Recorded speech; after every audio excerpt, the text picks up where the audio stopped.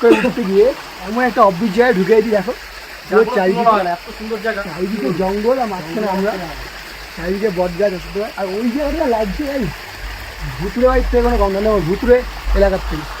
আর সাইডে একটা ছোট্ট ঝর্ণা বয়ে গেছে এখান থেকে। এরকম ঘুরে একটা আলাদাই মজা। কোনো জনবসতি নেই। কি ওখানে দুটো জনবসতি? ও ওটা তো আমাদের নিগ্রো বন্ধু, সে কালু। গাইস যার জায়গাগুলো দেখো, এরকম জায়গা কোনো টুরিস্টরা ঘুরাবে না, আমরাই শুধু ঘুরাতে পারবো।